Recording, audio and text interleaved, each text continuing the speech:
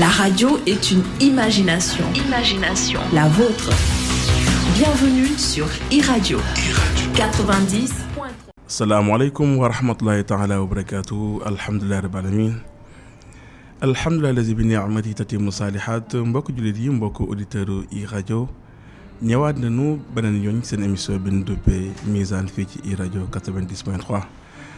am kontaan ak matale di sant borom bi subhanahu wa taala moom mi nga xamante ni ci yërmandeem gu màgg ci yërmandeem gu yaatu googu la sosé àdduna gi ñu nekk gu nekk ñi ci yeewu mu am ay mbir nag yu mu tënkal dund gi mu nekk sunu dund mu sos ay mbir ni lii mooy li xaraam mooy yi dagan loolu mu nekk suñu société humaine tey nag dañuy waxtaanee li nga xamante ni mooy li xew parce que boo xoolee Mizane dañuy balancer dañuy naatable dañuy comparer dañuy gam-gamle dañuy màndaxe sax li xew ci jamono ji di ko dëppoog li nga xamante ni moom la borom santaala bëggoon.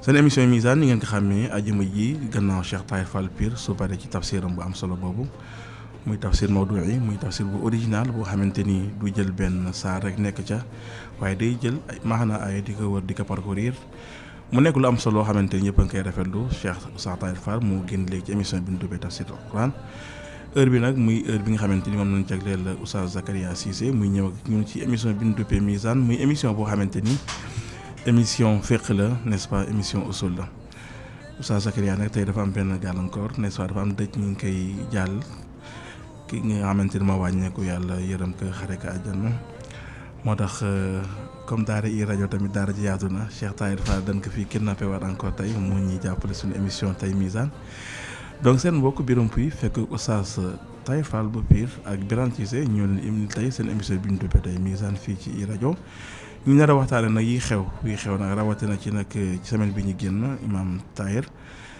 mbiru góor jigéen dafa répété waa ci Sénégal même les religieux ont peur d'en parler et je pense que islam nag moom maa farat naa fi kitaab min shay donte ne Oustaz Tahir moom na bëgg ñu firé ak aaya boobu mais bon on va insister.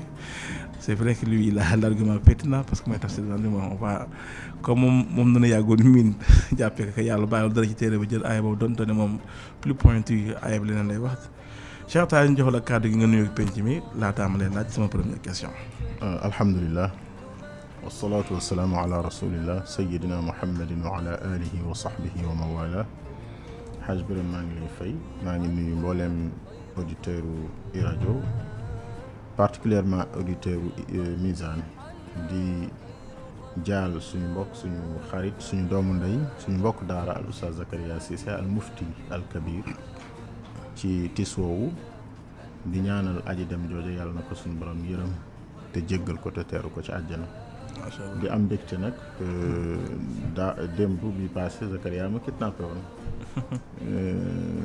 Zakaria kidnappé ma tey mi ñaat kidnappé ma xam naa bu yàggee tuuti nag kidnapp yi dañuy xaw a bari waaye ak lépp nekk mbégte incha allah bokk ak yéen plateau bi léegi macha allah mu nekk lu am solo Oustaz Tahir Fall bu Pire ñu ngi koy nuyu di ko gërëm Cheikh Tahir tey dama bëgg ñu waxtaanee li xew ci Sénégal gi daanaka semaine bi ayu bés bi ñu génn coole dafa commencé bëre ba sax maanaam am na sax ñuy menacé ñenn ñi ci yenn yi ma bëgg isam ñuy waxtaanee un peu ci islam tamit un peu ak rigueur alxuraan nag bu fekkente ne yàlla santaala lépp sunu dundin moom moo koy organiser maanaam bàyyiwuñu bi mu ne inni jaalu fil ardi xalifa je vais envoyer sur terre un vicaire dinaa indi ak xalifa ku ma uutu ci kaw suuf borom santaala dafa indi ay mbir maanaam yoonale dund gi mu am yu xaraam am yu dagan am yu nu sib am yu nu sopp am yu nu mu am ay mbir yu bëri yu dugg mais Oustaz Tahir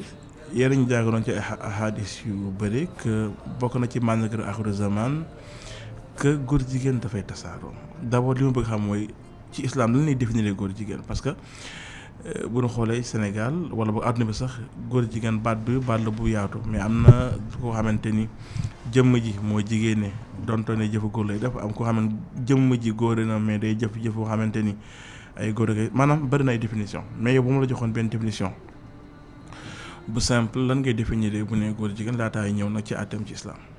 waaw définition bi defe naa ni ñi ci werante lu bari mooy yàlla dañoo bind wutale ñu bind góor bind jigéen góor mu binde ko ci ak anam ci wàllu ni mu mel ci ay trait yoo xam ni moom moo ko bindaale, jigéen it mu binde ko ci ak anam. ñoom ñaar ñooñu ba ñu leen bindee kenn ku nekk sa anamu bopp mu wuutale leen waaye def leen ñu nekk ay complémentarité. kenn ku ca nekk la kee amul nga am ko.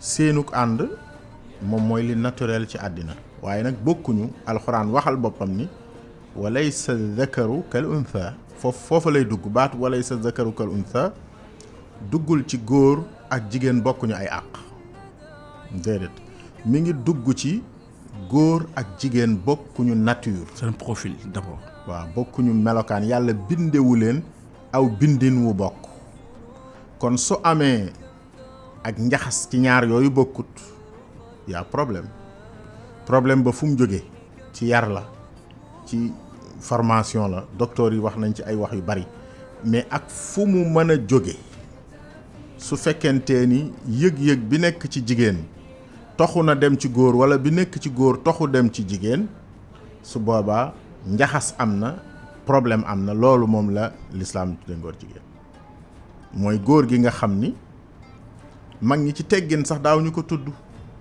ndax société bi dafa baaxoon ba waxuma la rusa doon waaye rus koo tudd dong defoon nañ ko. daawoo dégg menn mag muy wax baat bi di ci jaar ci digg bi danaan wax ni borom ñaari tur yi ngir lan seexlu gu ko le bon sens seexlu seexlu gu ko xel mu sell seexlu gu ko nit seexlu ba tudd ko jaar ci digg bi rek mag ñi daaw ñu ko def ci yar bu rafet. donc loolu ci wàllu définition foofu lan mën a yem. xañ na boo demee ci ñu jàng wàllu docteur nag wala ñuy wax ci wàllu science mën nañ ci gën a xóotal mais lu ci mën a nekk ak ñàkk a tënku la ci benn nature bu yàlla wuutale ñaari façon yu bokkul bii mën naa fekk bii fekk bee bu ca fekki morom mi yuux rek wuute rek loolu am na problème daal nay am. macha allah Oustaz Tahir Fall bu Pire mu nekk ay taxliqaat wala bokk définition bu am solo. taarif dañ doon def ci baat bi nga xamante ne mooy homosexualité. c'est vrai que contraire mooy hétéro quand di homo mooy même sexe. c'est vrai que définition bi nga xamante ni moom Oustaz joxe buñ ci bàyyee xel dañuy gis ni maanaam société humaine dafa commencé di transformer wu ci ay comportement am. dafa am lu nu miinoon mooy yàlla dafa créé woon góor créé jigéen. wax na góor ak jigéen yemuñu Oustaz di fàttali aay bi il insiste en disant que góor ak jigéen yemuñu. nekk ci ay àq comme droit de la femme ou bien droit de l'homme parce que droit de l'homme nañu wax sax homme avec grand H. mais bu ñuy wax ni par exemple góor ak jigéen yemuñu mooy bien sûr ay profil maanaam de base yi la yàlla créé à partir du chromosome yi ñaari x yi créé pour jigéen x y pour ay góor rigueur am ci. jigéen di gën a màgg jigéenam di wanewu ci ay mbir yoo xam ne jigéen da koy am. et vice versa ci góor.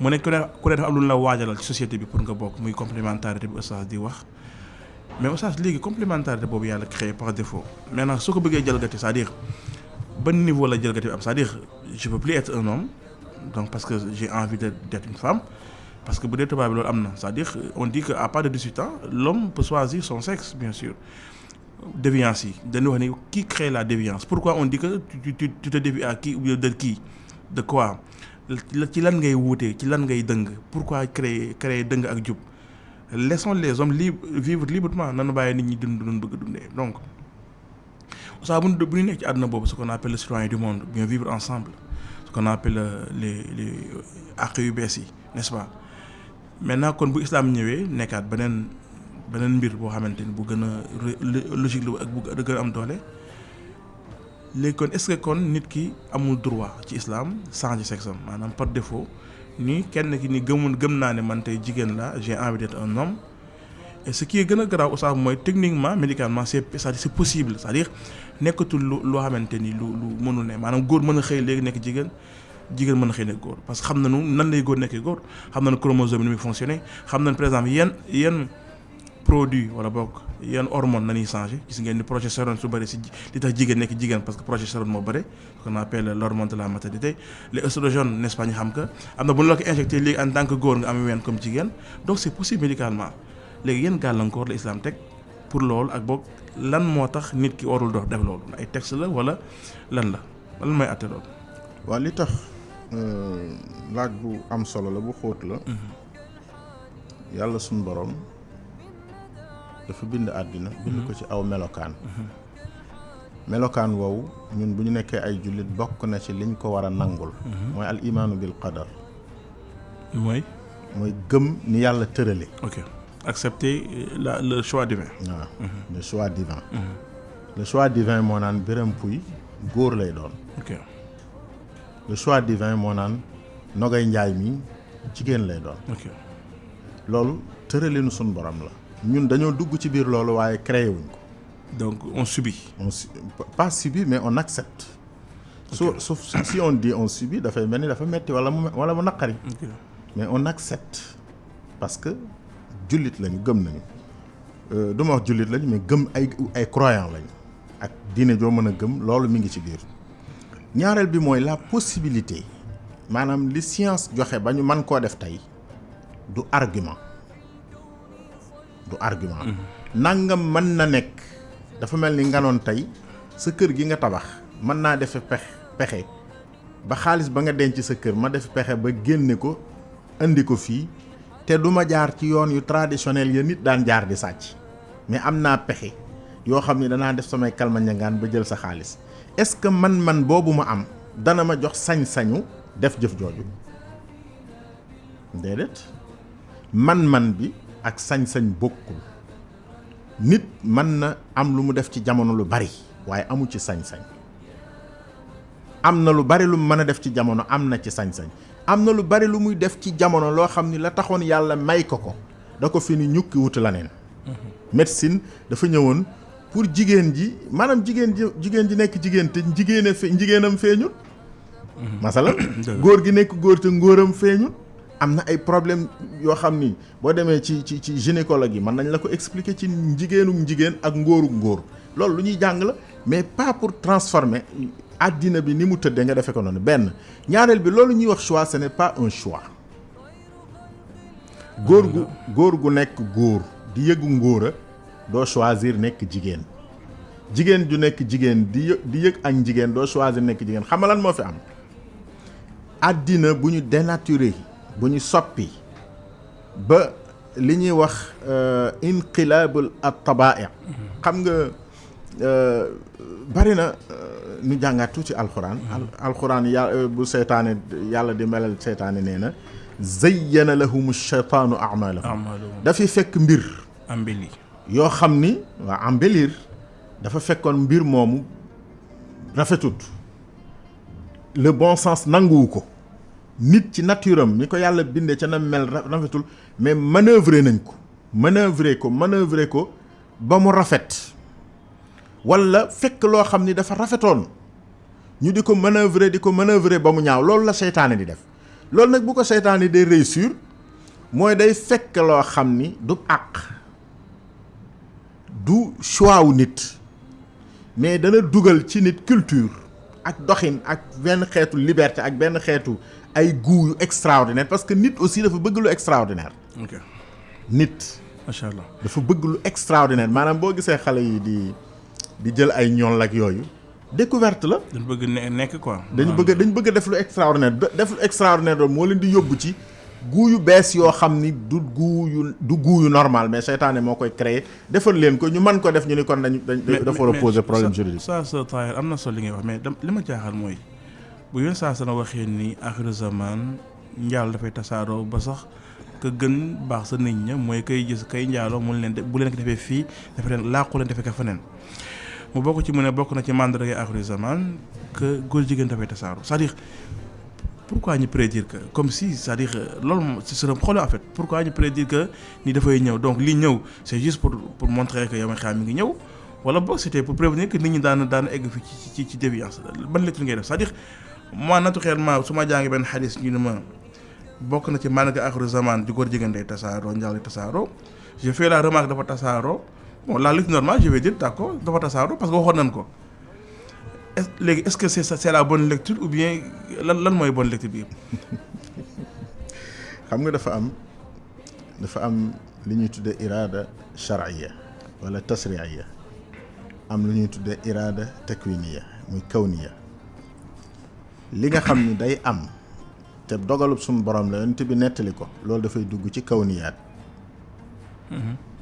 li nga xam ni daa war a am ci nit ki su loola amee mu taxawee ko loolu dafay dugg ci tashriiyaat waaw yonent bi sallallahu alayhi wasallam dalay jàngal ni nangam dana am waaye dalay jàngal ni bu nangam amee melal nangam bu nangam amee melal nangam loolu tashrii la foofu la volonté divine di dugg foofu la ngóorgóorlu di dugg foofu la nit di amee cër ci yàlla foofu la nit di nekkee jullit foofu la nit di baaxe parce que bokk nga ci ñi taxaw ni nangam jii de wërta am ci man nangam ji wërta am sama kër nangam ji wërta am sama société loolu mooy rôlu parce que ki bon day liggéey pour bonam tasaaroo ay lobby la te lobby affaire góor jigéen nekk gum nekkul lobby nekkul affaire ñi nekk homosexuel ci boppam alxuraan teel na ko wax yontu yàlla Luut masalan ak see guñ ci laaj boobu sax mais yontu yàlla Luut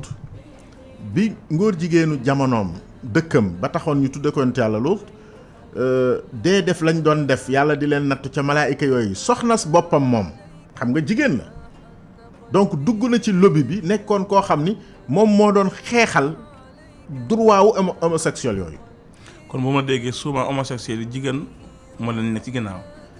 dana ci nekk en tout cas pas souvent jigéen a ciy nekk mais dañuy wax ni homosexuel du affaire benn groupe bu am benn maladie di ko revendiquer mais affaire benn lobby bu bëgg a yàq àddina la. kon du maladie. non.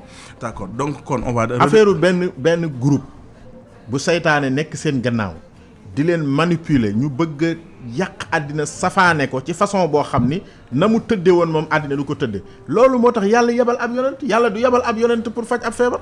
waaw léegi en parlant de yàlla yonent on va entrer dans le Coran ñu def ko léegi un peu de Hira wala Mimara mu nekk tafsir Oustaz dans le Coran gis na ni en tout cas les premières lignes qui parlent de homosexualité dafa jege ak benn yonent et d'ailleurs même baat bi sax liwaat ak yonent yàlla Lut c'est le même racine bi la yéen jàng arabe yéen koy définir waaw même yàlla racine bi ñu tuddee baatu homosexualité dafa am lien ak le nom de Lut qui était un prophète et sa femme qui accompagnait ou bien qui en tout cas considérait que les homosexuels devaient exister et d'ailleurs moom doon créer conditions yi sax d'ailleurs bi malaaka yi ñëwee am jëmmu nit moom moo ñëw di ginnaaw ñu ne sama borom kër am na ay gan ñëw leen fa n'est-ce pas léegi alxuraan ci boppam moom naka la traité parce que dinaa si ñëw pourquoi la différence parce que homosexuel dafa am homosexuel bu ñuy wax contre hétérosexuel mooy góor gu ne léng waaye moom day sëy ak góor yam la travesti nga xamante ni góor la mën na am ta sëyu la góor mais moom manière moo jigéen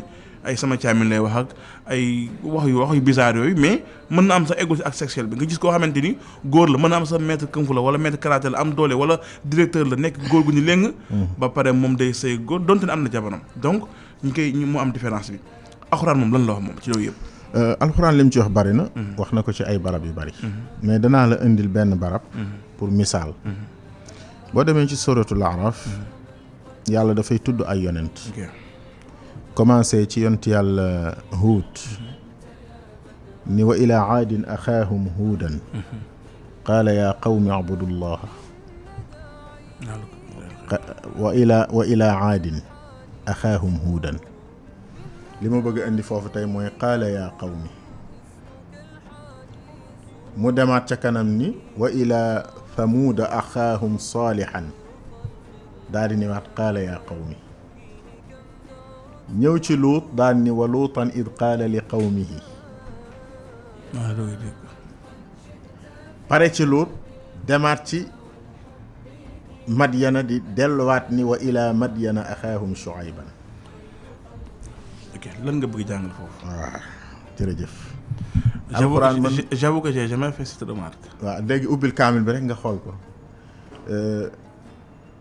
wa ila madyana wa ila aadin axaahum huudan man yàlla maa yebal xeet wu ñuy wax aad seenu mbokkum ñoom mu bokk ci ñoom mu ñuy wax huud quelqu'un parmi eux huud ba mu dikkee la mu leen wax mu leen qaala yaa qawmi nangu nekk ca ñoom yéen samay nit yi ma bëgg yéen samay ñooñ ñi ma bëgg sax gis nga xawam loolu lay firi waa qawmi bu ñu xasafee yaa googu yaa xam nga yaa mutakallim bi yaa qawmi la woon qawmi bu ñu xasafee yaa googu loolu dañ koy tudde sighatu talattuf mooy terme d'affection comme Baye sama waaw noonu lay mel comme Baye booy yaa qawmi yéen samay nit yi ma sopp yéen samay coppe léegi kooku rapport bi yonent yooyu am ak seeni xeet rapportu daawa la ok affection rapportu defar la rapportu laaye biir la rapportu diw li mu nekk waru cee nekk ma di ko laaye biir ngir mu génn ci négocier waaw kooku yonent yi dañ doon négocier loolu nga demaat ci samuuda même chose wa ila samuuda axaahum saalihan moom it qaala yaa qawmi nga dem ci luut nag mu ni wa luutan waxul mukk wa ilaa nangam axaahum luutan déedéet amul ci alxuraan wa luutan dem directement yabal naa luut id qaala li qawmihi ba ko ñooñam waxee moom moo wax nitam ñi tegu ci yaa qawmi de atatuuna rijaala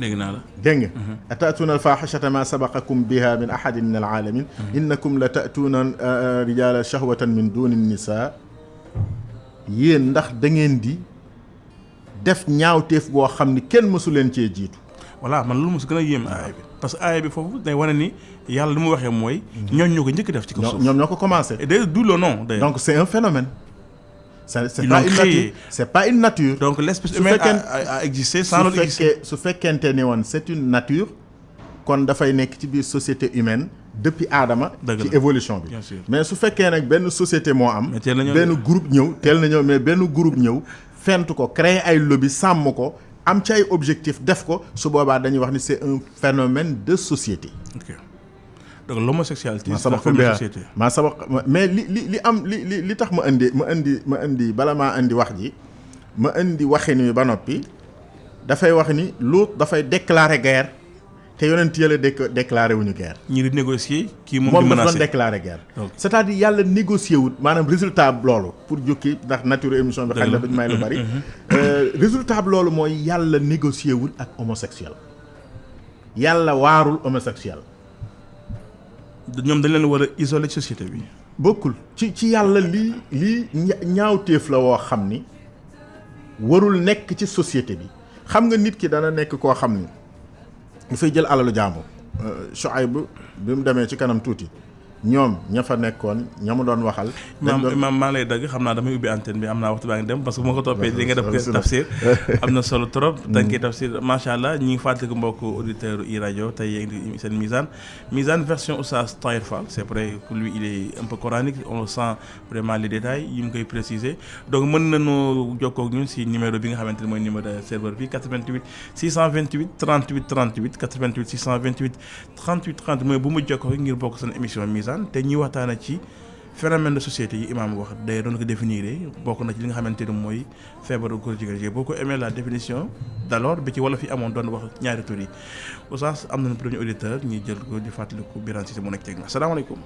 waaleykum salaam. na ngeen def sama sëriñ. waaw ñu ngi si jàmm bu baax a baax. foo ñu woowee ak tur mbokk mi. Oustaz Sarr di leen woowee Tëngéej. ana waa Tëngéej sama sëriñ ñu ngi ziar. waaw ñu ngi delloo ziar Tëngéej ñu ngi fi rek. macha allah na ngeen def déglu nga émission bi. waaw di leen ziar bu baax. delloo ziar. seen kontaan di wax macha allah li nga leen di si bi baax na loolu macha allah. macha allah alhamdulilah. nit ñi dañuy réer day def yu mel noonu moom. jaar nañu nekk di leen dindi moom. très bien. macha allah. Oustaz boobu macha allah sama Oustaz la ma koy déglu di siraan ci ITV. ok macha allah Cheikh Tahir Fall. waaw surtout ma koor bi macha allah. dama koy déggee daal. yaa doon suivre Mimara ak Iftar. waaw Mimara bi dama koy siraan waaw macha allah. alhamdulilah macha allah. Mimara Birame Pouy la. war naa commencé waat de. non dina commencé ñu ngi ciy liggéey. waaw incha allah dina gën a am temps bu gën a bëri ñu gën a. kon ñu ngi déglu di leen teewlu baax di leen kontaan di leen wax macha allah. jërëjëf ñu ñu waa Tëngéej macha allah jërëjëf ñi ngi gërëm auditeur boobu di fàttali Birane Cissé moo nekk ci technique bi 88 628 38 38 bu mu jokkoo ngeen bokk seen émission bi ñu duppee Mizane fii ci rajo 90.3 di fàttali que Cheikh Tahir Fall Pire tey mooy sunu gan ci émission bi ñuy waxtaan li jëm ci nga xamante ne mooy feebar bi nga xam ne asalaamaaleykum. waaleykum salaam Birame ñu ngi leen di nuyu. ñu ngi leen di fay sama sëriñ na ngeen def. ñu ngi leen di nuyu bu baax incha allah. waaw turu mbokk mi ak fa ñu woowee. waaw Tëngéej rek comme toujours. macha allah waa Tëngéej de yéen macha allah. Amar Lamine Gueye waaw. Mouhamadou Amine tey Oustaz Zakaria moom daa am gànt. waaw alhamdulilah dinaa ko jot ci kanam. waaw incha allah nga jàll. waaw maa ngi nuyu Cheikh Tayer bu baax. jërëjëf ñu ngi lay fay Mouhamadou Lamine. waaw damay laaj wala sul dakaru kal unsa. ndax comme yàlla wax na ko ndax ba léegi góor mën na mel ni jigéen. bay ba man li jigéen man wala góor wala jigéen man na mel ni góor ba bay def li góor di def. dëgg la ndax bu fekkee ne science àgg na ci soppi leen. ndax mën na fexe ba góor ñi am doom. jigéen ñi it di li mu kenn xamul daal mu ngoog ndax wala sa dakaru kan unsa daal ndax kenn ku ci nekk mën nga fexe ba nuyu sa morom dëgg ci lu desul dara. mais techniquement am na de maanaam tubaab bi def créé na le premier homme enceint on dit ça premier homme maanaam créé na ay chromosomes ba góor ëmb ba am doom am na de. waaw mais ci nu mu ko amee ci façon bi ko góor ak jigéen di amee. loolu fekkee wax rek wax dëgg yàlla. voilà parce que Adama ci la Xawaa jóge. dëgg la. voilà kon nag yàlla mën na loolu parce que Mariama it am na doom te amul jëkkër. dëgg la macha allah. voilà kon nag loolu laa bëggoon daal ñu seetal ko. mais macha allah mais am na solo Oustaz dina si ñëw tontu. wax incha allah jazakallah xayran macha allah di gërëm waa Tëngéej 88 628 38 38 bu mu jokkoo ngeen bokk sa émission bi defee misaan mais Oustaz boo xoolee mbokk mi woote léegi ci Tëngéej en fait yow da nga ko tontu te bàyyiwu ci xel tu as bien beaucoup insisté que du le fait que mu mën nekk moo tax mu mën nekk mais le fait que mu araam moo tax mu araam. parce que moom argument ba muy seet mooy est-ce que góor mën na ëmb bien sûr góor mën na ëmb donc bu toppee logique boobu science day avancer rek la science évolue en répliquant ses erreurs mais sa réponse boo joxee moo am solo. du am capacité bi créer que mooy tax mu baax mais le fait que mu araam rek moo tax mu araam donc ñi bañ jël argument que est-ce que mën na nekk non am parfois science da lay wan ni lii mën na nekk mais le fait que mu mën nekk du tax ni mu war na nekk le fait que mu araam moo tax mu araam. même wala sa zakaru kal unsa sax li ñuy xoole loolu di ko natte dafa superficiel. ok parce que nit du quand même du science moom rek du science naturelle rek. nit dafa am ay biir existence yeneen yoo xam ni. ci nit la bokk. ci nit la bokk. xam nga kii amul woon cër sàngam ñu jëmbat ci moom cër bi. jëmbat moom cër bi. waaw am na ko bëgg a bokk dugal bokk ma ci kii bi émission bi asalaamaaleykum. maaleykum salaam. na ngeen def. sëñ bi naa dafa coono. turu mbokk mi ak fa ñu woowee. waaw maa ngi wootee Guédé chantier Abdoulaye Anne la tudd. yaa ñu woowee. Guédé chantier département Podor. yaa ngi Podor. waaw département Podor commune de Guédé chantier. foo ko jàppee 102.2 normalement. waaw moom. mi ngi leer foofu normal. waaw mi ngi leer nañ ngeen. macha allah noo gisee émission bi tey ak loo bëgg. waaw maa ngi déglu sëñ bi li muy wax noonu. maanaam damay laaj. day laaj xam naa dina ñëwaat mi ngi woy Oustaz fële ca Podor parce que actuellement rajo Oustaz mi ngi fépp ci àdduna rawatina fépp ci biir Sénégal. ñi ngi gërëm waa Podor 102.2 fële ca Podor. ñi déglu itam fee nga xamante ne mooy États-Unis ak France di nuyu Ndéla mi nga xamante mu bëgg dugg ci émission bi Oustaz Zakaria Oustaz Tahir léegi maanaam góor ak jigéen ñi wax ko ci wolof mu noppalu góor ak jigéen yemuñu nga préciser très tôt ci fajar que yemul seen àq yi. góor ak jigéen yemuñu. maintenant instant bi Oustaz te Oustaz li ma seetlu mooy. tendance bi maanaam góor ñi ñooy fekk jigéen ñi moom moo ëpp. mais boo xoolee maanaam lobby yi nga doon wax léegi dana créer ñoom mbooloo parce que bu njëkk ba jigéen ak jigéen ñi nga wax côté tout ce qui est les lesbiennes. mu am les homosexuels muy góor ak góor. mu am ñi nga xam mooy transvestis yi nga xamante ni am les bisexuels. am na lu mat ay 5 xeet. ñoom dañ dajale ko nag créer benn lobbying Oustaz ñu jël kii asalaamaaleykum. allo asalaamaaleykum na ngeen def. ñu ngi fi rek. ñu ngi si jàmm baax. mbokk fu ñu woowee. Sicap Foire Abdou Aziz Mbeng la. Abdou Aziz Mbeng Sicap Foire. waaw maa ngi ziar sëñ Fall bu baax a baax. man moom dama leen di ziar rek. damaa di dugg trop man te xaaral dugg rek ziar leen. macha allah am na solo. maa leen ñaan yàlla bu baax a baax. yal na yàlla nangu ñaan yëpp. lépp rafet na lépp. alhamdulilah jërëjëf macha allah. kii rajo daal dellu na si écran bismi rabbika rek. alhamdulilah éducation information.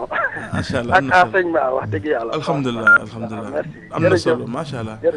jërëjëf je me rappelle Oustaz premier jour bi ñu doon lancé rajo bi comme Iqra. waaw Abdoulaye Anne la man maa dellu si waat. Abdoulaye Anne ñu ngi lay déglu sama sëriñ. waaw damay laaj maanaam ñooñu homosexuel mbugal bi maanaam mbool bu ñëw. lan mooy xaar ki nga xamante ni góor jigéen. waaw kay lan mooy xaar ki.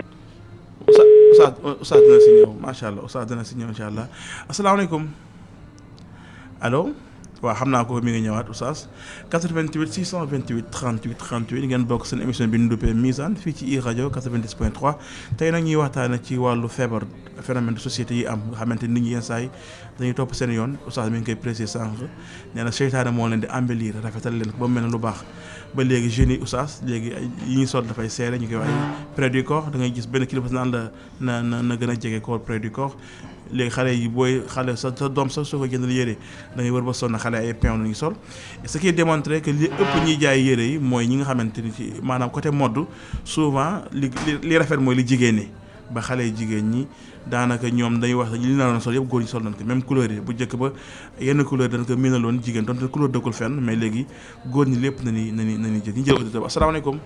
waaleykum salaam wa rahmatulah. waaw da ngeen def sama sëriñ. sant yàlla baax. turu mbokk mi. allo. waaw lii waaw bul déglu rajo bi da ngeen déglu directement téléphone bi mën nga wàññi sax rajo bi sama sëriñ. waaw maa ngi leen di. wàññi rajo bi bu baax wàññi rajo bi. macha allah dina ñëwaat ku ñuy oote rek boo xasee ba ni allo nga wàññi rajo bi ñu dégg ñi ci téléphone bi directeur bi dina gën a yomb 90.3 Cheikh Tahir lan mooy àtte ki nga xamante ni moom dafa nekk homosexuel wala ba ki nga xamante ni day def laal loo xamante lu xaram la point. waaw xam nga boo laajee àtte ak fàdduk ki war a àtte doo mën a nekk lu dul dellu ci fiq. Napol waaw su dee. ca jamono yonent bi sallallahu alayhi wa sallam tribunal l'islam am homosexuel moom baaxlewul woon benn yoon ci société booba. dégg naa amoon xaalis da leen doon dóor c'est vrai. waaw baaxlewul woon benn yoon ci société booba mais su dee jamono ji nga xam ne tribunal booba nekku fi suñ tribunal yee fi nekk liñ mën a wax nit mooy homosexualité délit la. au Sénégal loolu la. délit la bu gën a kawe njaalo. contre nature lañ koy woowee. contre nature délit la léegi ndax moo tax ma naan la al xukmu fi ghiyaabil xaakim mooy problème bi. atte boo xam ni ka ko war a def lam ca war a def mënu ko ndax dañ ko naan état bi dafa laïque waaye lu état laïque ñett ñi nekk ci réew mi d'accord nañu. mooy kan ak kan. mooy ki gëm yàlla. mooy chrétien musulman bi ñoom d'accord. chrétien bi ak musulman bi d'accord chrétien musulman bi kenn la mooy ki gëm yàlla. mooy les croyants. waaw animiste bi d'accord na. n'est-ce pas mooy ceddo gi. mooy ceddo gi. d'accord na ci. moom ceddo yi sax ñoo ceddo moom moo gën a dëgër. ñoo gën a dëgër ñoom du maye dara. donc réew góor day góore moom. donc réew mi amul kenn koo xam ni ku cosaanu ci réew mi la moom ko nangu homosexualité donc délit la boo xam ne dañ ko war a punir comme nag du tribunalu l'islam la ñu yor ñun suñuy texte yi ñu am fii lañ koy doxalee. waaye bu doon ci texte ya nga xam ne l'islam am na ci bu boobaa dee su ko taxawu sax bu faatu woon. ah bon waaw dee su ko denc sax fa ñuy denc.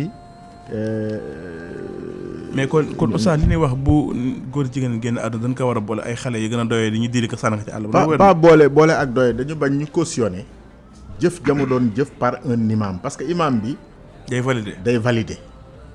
boo gisee ñu naan la imam wër ta taxaw nangam parce que bu fekkente nit ki li muy def yëpp ba mu ko defee ba pare dañoo woo imam bu ñëpp yaakaar ni ku mu taxaw sa mbir baax na mu ñëw taxaw ko kon bu boobaa dañ naan kon. dara newu ci kon fexeel ba jubóog imam bi rek. amul sanction quoi. loolu la ñu jublu ci bu ko imam bi taxawu nañ ko taxawu koo xam ne dafa faatu bañ nañu mu yàqu te nit la ci bani aadama la bokk nañ ko taxaw loolu mooy àtte l'islam bi. macha allah mu nekk lu am solo 90.3 ñi ngi gërëm auditeurs yi nga xam ne ñu ngi commencé dugg xam naa bientôt on va terminer bien l'émission mais Oustaz tu as parlé tout à l'heure de lobbying et d'ailleurs tu l'as très bien défini en pensant bien en disant en déclarant que cosaan di lépp ay lobbying la woon yoo xamante ni mënuñu koon ci kaw suuf jamono yoon ci yàlla luut ay nit ñoom gëm loolu créé ko mu nekk lobbying bu wér bu ñu xoolee autant ni ñu ko mënoon woon ci pays en tout cas États-Unis bu dee àdduna bi ñu miin moom États-Unis daanaka lañ njëkk créé woo et d'ailleurs ci même sida bi ñuy wax feebar bi gën a garaaw sida mi ngi commencé ci diggante ay góor jigéen n'est-ce pas donc muy wane kon benn njëriñ ñëw ci mais malheureusement Oustaz dafa ay lobby ngi am doole parce que léegi Sénégal sax ñuy wax ay am na ay ñu nekk ci seen ginnaaw c'est vrai que état Sénégal a été très catégorique bi fi Obama ñëwee que le président Macky Sall il a été très catégorique que góor jigéen moom Afrique moom en tout cas bu dee Sénégal kenn du maanaam du amu fi et d'ailleurs loolu moom vraiment il a été vraiment courageux de le dire devant tout le monde lan moo xew ci gannaaw loolu mënuñu ko àtte daan wax daal li ñu dégg mu Obama xaw ko brosser mu wax lu leer noonu mais malheureusement aussi li nga xamante moom mooy sax ñu gis ko moom mooy contraire bi maanaam te ñoom ils sont très subtils aussi subtil. mais problème bi mooy lan moo tax.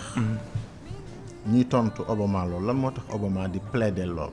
waaw mooy question bi nag. li tax mu di ko plaider. est-ce que amul moom ay lobby yu ko teg doole. waaw loolu mooy problème bi c'est-à-dire loolu mooy wane ni àddina bi li ñuy wax international li ñuy wax universel li ñuy wax mondialisation doonu ko ay tur la yoo xam ne ay nit ñoo nekk ci seen civilisation ak seen i pas-pas di ko imposer ak seen i gëm-gëm di ko imposer ña ca des mais international mooy lépp ñun duñ nation. ok amuñu ay xeet. ku ne war nga am looy proposer. ku ne am na lu mu war a maanaam bu doon international ay couleur yu bari la ku nekk indi sa couleur ñun suñu couleur demul suñu couleur li mu wax mooy. ñoom ni ñu bañee viol nga xam ni viol bu ñu bëggee xas kenn sax dañ naan dafa violé ni ñu ko bañee. ñu ko raw ñun la suñ diine bañee ngóor jigéen pourquoi ñu bëgg a nangu lii bañ lii parce que ñoom seen ay li ñuy tuddee muntalaqat xadaariya maanaam fi ñuy sukkandiku ci wàllu seen civilisation seen philosophie bopp moo leen may ñu jàpp ni lii rafet na lii ñaaw na te ñun li ñu gëm. dëgg la mais Oustaz man li ma bëgg laaj parce que boo xoolee on fait pas la part des choses. L'homosexuel américain góor lay nekk bu un très grand sportif. et d'ailleurs boo xoolee sax bi ñuy daan avion yi homosexuels yi ñoo doon xeexal ñi doon daan avion yi li ñu nettali ñoom mais ñun Afrique homosexuels yi mooy ñi efféminé maanaam ay góor yu nduru jigéen di sol ay pain ak ay ñeew ak ay xeew n'est-ce pas donc nga xamante ni ay sama caamin ngay wax léegi est-ce que islam jigéen góor bi sàggan ba nduru jigéen ba lemal baatam kooku mooy góor jigéen wala américain bi mooy góor jigéen mooy góor bi say góor donte am na jabar. est-ce que symptômes yi mën naa wutale réalité yi góor jigéen la rek. mooy góor bu nekk ci environnement jigéen ay symptômes la maanaam nit ki sol lii di def lii loolu ay symptômes la manifestation la. ok mën naa am kii moom aada boobu la am ci ay salafam parce que fu ne ñu ci ne da ngaa am seeni maam lañ doon doxalee mën naa am ñoom ay seeni salaf fii ci réew mi aada boobu la ñu am mooy sol yëre bu niroog yëre jigéen di wax waxinu jigéen mën naa am kële beneen aada la am mais boo xoolee en réalité jëf ji ci boppam mooy problème bi nit ki nag dana ko manifester ne kële di ko manifester ne le kële di ko manifester ne le waaye ak lu mën a nekk jëf ji ci bopp mooy problème bi mooy li yàlla di bañ. macha allah mu doon seen émission tey fi nga xamante ne mooy ci rajo 89.1 sa émission Mizane di gërëm bu baax Cheikh Oustaz Tahir Fall lu Pire moo doon jàppale c'était une excellente émission di gërëm ñëpp ñi nga xamante ne participé nañu woote nañu di gërëm Bilane Cissé di gërëm waa ITV suñu caméraman yi nga xamante ni ñëw nañu jàppale ci émission bi parce que aussi eMédia.sn le groupe am na télé am na rajo am na site internet di gërëm ñëpp ñi nga xam ñu ngi doon déglu fépp ci àdduna bi Biram Puy feggoog Oustaz bi nga xamante ne mooy Tahir Fall ak Bilane Cissé lu jub ci borom bi lu dëng ci bari doomu adama la di leen dox dig daja ba ajjuma ñi sant borom bi subhanahu wa taala asalaamaaleykum wa rahmatullahi taala wa barakatuh. La radio est une imagination. La vôtre. Bienvenue sur iRadio 90.1.